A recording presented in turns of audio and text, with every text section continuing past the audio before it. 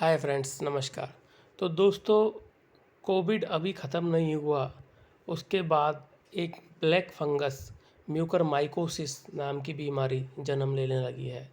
और यह ज़्यादातर उन्हीं लोगों में जन्म ले रही है जो कोविड से लंबे समय तक अस्पतालों में रहकर आए हैं, या जिनके स्टेरॉयड इंजेक्शंस लगे हुए हैं, या जिनके शुगर की समस्या है और कोविड उनके हुआ है।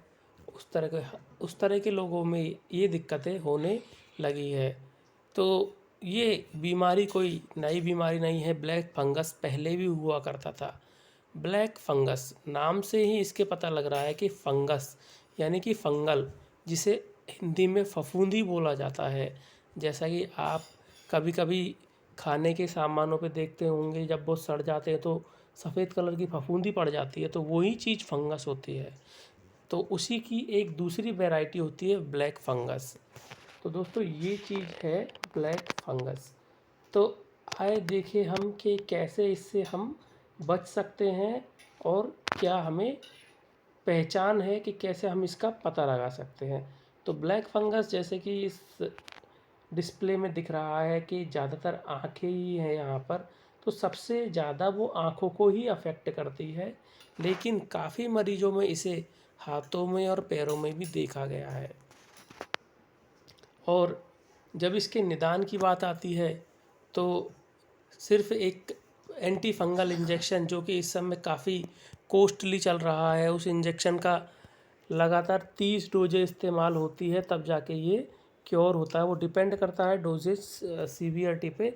लेकिन देखा गया है कि 30 इंजेक्शन्स उन पेशेंट्स को लगते हैं, और इंजेक्शन्स काफ़ी कॉस्टली पड़ते हैं। 30 इंजेक्शन्स का कॉस्ट लगभग 80-90 हज़ार रुपये, लाख रुपये तक का कॉस्ट हो जाता है। तो फ्रेंड्स, इससे अपने आप को प्रोटेक्टेड रखें। तो आए देखें आगे।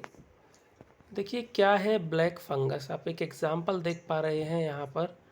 फंगस के कारण पूरी आँख चारों तरफ से बंद हो चुकी है। तो ये एक फंगल डिजीज़ है, म्यूकरमाइकोसिस इसको बोला जाता है। तो उन्हीं लोगों में हो रही है, ज़्यादातर देखने को मिल रही है, जो ऐसी मेडिसिन्स ले रहे हैं जो इम्यूनिटी को कम करती हो, या शरीर से बीमारियों की लड़ने की ताकत को कम करती हो। शरीर के किसी भी हिस्से में हो सकता है, लेकिन सबसे कॉमन जगह इसकी आँखें हैं। और उन मरीजों में ज़्यादा देखने को मिली है जो कोरोना से ठीक हुए हैं, जो लंबे समय से कोरोना में अस्पताल में रहकर आए हैं, जिनमें स्टेरॉयड इंजेक्शन डेक्सामेथासोन या कोई भी स्टेरॉयड इंजेक्शन 25 दिन से ज़्यादा दिन तक इस्तेमाल में आया है, उन लोगों में, या हाई शुगर के जो मरीज हैं उन लोगों में देखने को मिली है। तो देखिए, कोरोना के मरीज़, डायबिटीज़ के मरीज़, एड्स या कैंसर या कुपोषण या जेनेटिक बीमारियों के मरीज़। जेनेटिक बीमारियां वो बीमारियां जो कि जन्मजात होती है, जिनसे कि ऐसी बीमारियां जिनमें शरीर में रोगों से लड़ने की क्षमता कम हो जाती है, वो बीमारियां। जिनकी डायबिटीज़ कंट्रोल नहीं हो रही, स्टेरॉयड लंबे समय से ले रहे हैं, लंबे समय से आईसीयू पर है, किडनी ट्रांसप्लांट या लीवर ट्रांसप्लांट करवाने के बाद में इस तरह के मरीजों में ये देखने को मिल रही है। तो ये कैसे शरीर में पहुंचता है और क्या फ़र्क पड़ता है, इससे क्या असर पड़ता है। तो ये नाक से फैलता है, सांस के जरिए वातावरण में मौजूद फंगस हमारे शरीर में पहुंचते हैं। सांस के जरिए वातावरण में जो मौजूद ब्लैक फंगस, जो म्यूकरमाइकोसिस है, वो हमारे सांस में पहुंचता है। अगर शरीर में किसी तरह का घाव है या शरीर कहीं से जल गया है, तब भी ये इन्फेक्शन शरीर में फैल सकता है। अगर इसे शुरुआती दौर में डिटेक्ट नहीं किया जाए तो धीरे धीरे आँखों की रोशनी भी इससे जा सकती है, या शरीर का जिस हिस्से में ये फंगस फैलता है उस हिस्से को, वो हिस्सा सड़ने लग जाता है, और ऑपरेशन के द्वारा उस हिस्से को हटाना पड़ सकता है। तो इसलिए बड़ी ही ख़राब ये बीमारी हम इसे कह सकते हैं। तो देखिए, ब्लैक फंगस कहाँ पाया जाता है। ब्लैक फंगस वैसे बहुत रेयर है, शायद कभी किसी ने नाम सुना होगा, लेकिन ये कोविड के बाद बहुत ही ज़्यादा प्रचलन में है। तो जो सब्जियां, फल, जो ज़मीन पे जो मैटर्स पड़े रहते हैं, जब वो सड़ जाते हैं तो उन चीज़ों में काला कलर का फंगस लगता है। वो चीज़ होती है ब्लैक फंगस। जैसे सड़ी पत्ती, सड़ी लकड़ी, कंपोस्ट खाद, इन चीज़ों में ब्लैक फंगस पाया जाता है। देखिए कितना घातक है। म्यूकस यानी फफूंद, साइनस, दिमाग और फेफड़ों पर अटैक करता है। नाक से काला खून तक आने की समस्या हो जाती है। ब्लैक फंगस का अटैक नाक, आँख, दिमाग पर सीधा होता है। संक्रमितों की आँख तक निकालनी पड़ जाती है। जब फंगस इतना फैल जाता है कि वो आँख से और दूसरे अंगों में ट्रांसफ़र होने लगते हैं तो मजबूरन ऑपरेशन के थ्रू उनकी आँखें भी निकालनी पड़ जाती है। ब्लैक फंगस के इन्फेक्शन में 50% मृत्यु दर है। तो समझ सकते हैं कितना घातक है। यानी कि 100 में से 50 लोगों की मृत्यु हो रही है ब्लैक फंगस से। फंगस आसपास की कोशिकाओं को नष्ट कर देता है। हड्डियों को जो संक्रमित हो जाती है उनको गला देता है। और माइकोसिस, कोरोना के साथ म्यूकर माइकोसिस बढ़ जाता है और जान का खतरा बढ़ जाता है इससे। तो इतना खतरनाक ये ब्लैक फंगस है। अब देखिए लक्षण, कैसे हम पता लगा सके कि ब्लैक फंगस जन्म ले रहा है। देखिए किसी शरीर के किसी एक हिस्से में, ज़्यादातर गाल पे, आँखों में, दांतों में यदि दर्द होने लगे, हिलने लगे एक तरफ के हिस्से, तो वहाँ पर हम थोड़ा सा सस्पेक्ट कर सकते हैं और तुरंत हमें यहाँ पर जो ईएनटी के स्पेशलिस्ट होते हैं, आई नोज़ थ्रोट के, उनसे तुरंत मिलना चाहिए। सिर दर्द, नाक बंद, उल्टी, बुखार, ये समस्याएं होती है। चेहरे का एक तरफ सूजना, चेस्ट पेन होना, साइनस होना, मुंह या नाक पर काले घाव होना, तो इन सब चीज़ों से इंडिकेट होता है कि ब्लैक फंगस का जो शुरुआत है या प्रेजेंस है वहाँ पर। शरीर के किस हिस्से में इन्फेक्शन है उस पर इस बीमारी के लक्षण निर्भर करते हैं। चेहरे का एक तरफ सूज जाना, सिर दर्द, नाक बंद, उल्टी आना, बुखार आना, चेस्ट पेन होना, साइनस कंजेशन, मुंह के ऊपरी हिस्से या नाक में काले घाव होना जो बहुत तेज़ी से गंभीर हो जाते हैं। बहुत तेज़ी से इन्फेक्शन फैलने लगता है जब एक बार हो जाता है। अब देखिए लक्षण, आँख या नाक के आसपास दर्द या बुखार होना या सिर दर्द होना, खांसी और हांफना, खून की उल्टी, साइनोसाइटिस यानी नाक बंद हो या नाक से काले म्यूकस का डिस्चार्ज होना, तालू अथवा नाक पर उस जगह पर कुछ काला काला दिखे जहाँ चश्मा टिकाया जाता है। तो जब भी कोई फंगस की शुरुआत होती है तो फंगस छोटे छोटे रूप में स्टार्ट होता है। ऐसा नहीं होता कि फंगस एकदम से बहुत ज़्यादा चमकने लग गया। यदि चेहरे के किसी हिस्से पे आपको थोड़ा सा बदलाव महसूस होता हो तो उसको तुरंत अच्छे स्पेशलिस्ट से डिटेक्ट करवाएं। और यदि आपका हिस्ट्री कोविड का रहा है, हॉस्पिटल एडमिटेड हिस्ट्री रहा है, तो उस केस में तो आप तुरंत इसको दिखवाएं।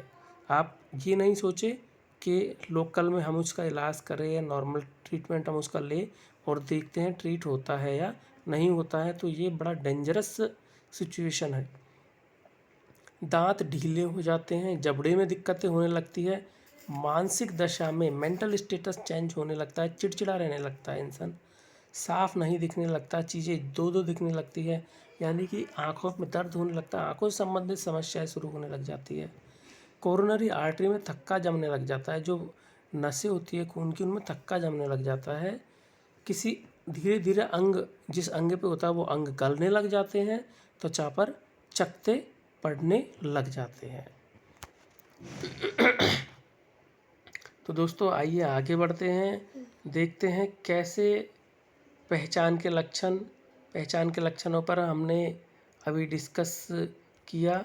तो इसके बाद में अब आगे बढ़ते हैं कि किन लोगों में ये इन्फेक्शन होता है। तो जो लोग ही स्टेरॉयड लिया हो लंबे समय तक, आईसीयू वाले मरीज, ट्रांसप्लांट, कैंसर के रोगी, शुगर लेवल हमेशा ज़्यादा रहता है, तो इन लोगों को थोड़ा सा ध्यान रखना है। जैसे कि कोरोना के इलाज में डेक्सामीथोसोन स्टीरॉयड, कार्डिकोटिक्सन और मिथाइल प्रेडनिसोलोन स्टीरॉयड ये बहुत ज़्यादा इस्तेमाल हुए थे अस्पताल के अंदर भर्ती रहने वाले मरीजों पर, जब उन्हें सांस लेने का दिक्कत आने लगा था। तो इस तरह के जो मरीज है वहाँ उनको इस चीज़ का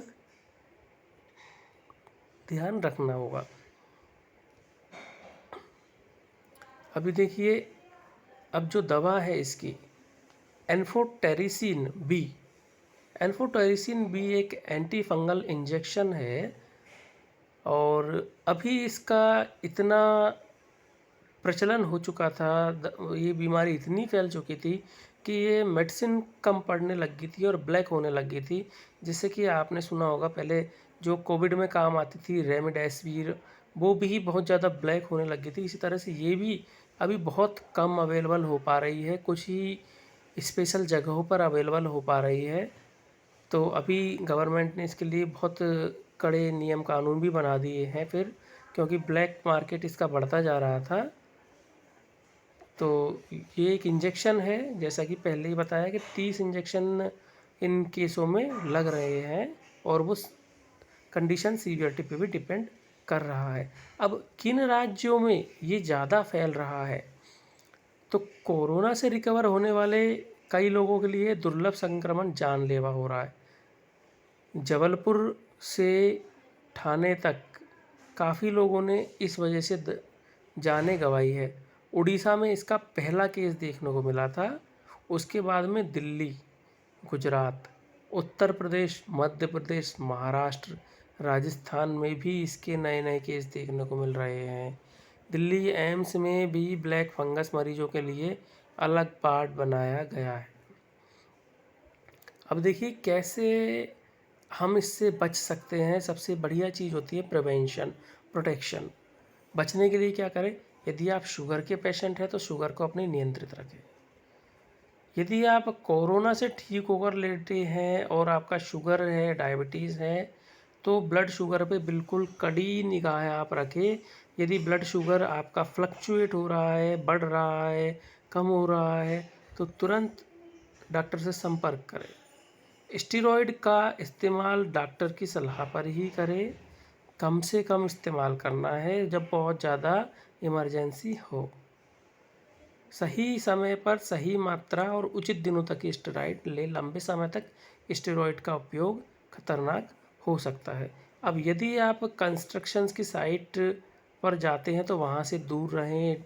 जहाँ पे धूल मिट्टी होती है, डस्ट होती है, खेती, गार्डनिंग, मास्क पहने उन जगहों पर या अपने आप को दूर रखें। और जहाँ पर पानी हो, ड्रेनेज हो, उस जगह पर भी अपने आप को थोड़ा सा दूर रखें, क्योंकि ये सब फंगस के लिए उचित ही वातावरण उत्पन्न करते हैं और फंगस बहुत यहाँ तेज़ी से पनपने लगता है।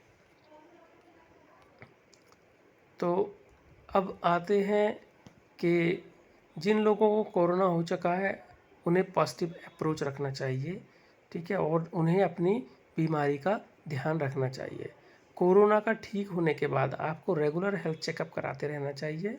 यदि कोई भी लक्षण दिखे फंगस से रिलेटेड तो तुरंत आप डॉक्टर से मिलें। इसमें बिल्कुल भी लापरवाही नहीं करें। आप किसी लोकल पर्सन से बिल्कुल भी इस केस में ट्रीटमेंट नहीं लें, क्योंकि ये यदि बढ़ गया तो बहुत विकट समस्याएं उत्पन्न कर सकता है।